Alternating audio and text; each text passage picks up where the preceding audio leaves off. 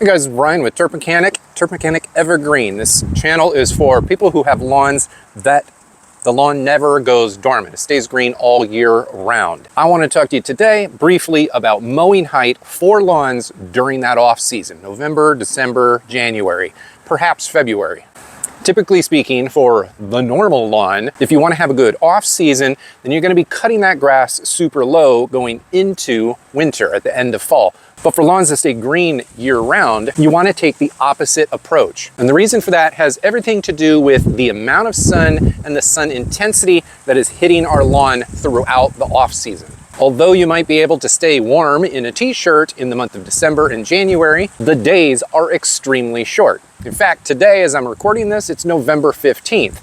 The days are getting shorter every single day, and the shadows here, I don't know if you can see them here on camera, the shadows of the sun behind my house cast a very long shadow for a large portion of the day. So although it's warm out, there's not much sun hitting the ground. The day is short and the sun is low, so the intensity is lower.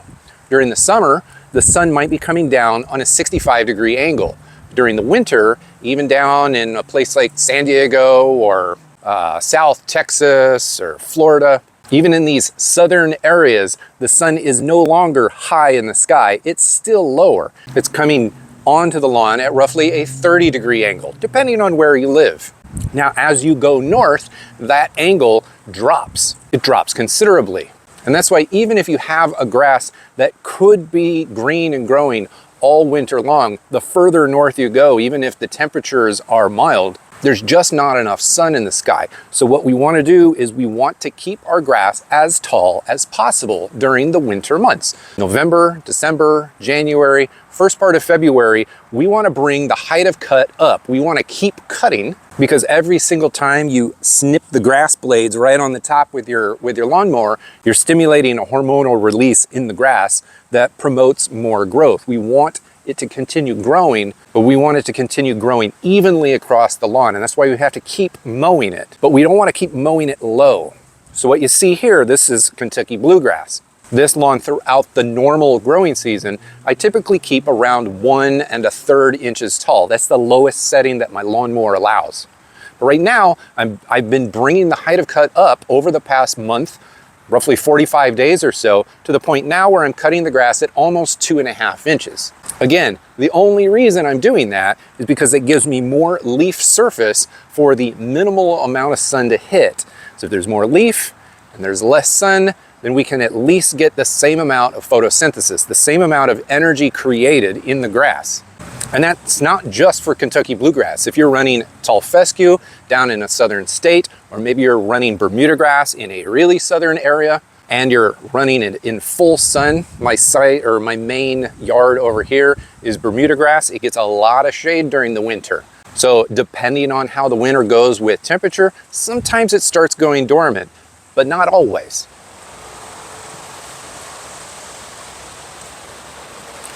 That spot is going dormant, and it's going to slowly move this way, just because the sun can't ever get to this area. For about 1 hour out of the day, the sun pokes through and kind of slams almost the whole yard, but never here. Even with the Bermuda grass that I'll typically cut closer to 1 inch during the growing season, I've got a full 2 inches of growth on that lawn right now. In fact, I could probably go 10 days without mowing that grass, and it's not really gonna get much higher, but I still run over it once every week just to ensure that I'm cutting off a few, just even a minimal amount of leaf tips. If you happen to have a cold morning, depending on where you live, your grass might actually experience a little bit of desiccation or leaf tip burn, or the browning of the leaf tips. If we're cutting those things off, then we're keeping the green in the lawn, we're stimulating extra growth, but we just certainly don't want to cut it all the way back down to the bottom, where we would typically be cutting the grass in the month of May or August or even October. I should also say some grasses like fescue or Kentucky bluegrass or even perennial rye, so long as they're getting enough sun, they're going to love the lower temperatures of the off season in the southern states, so they will take off. This could be the best season of the year for those grass types.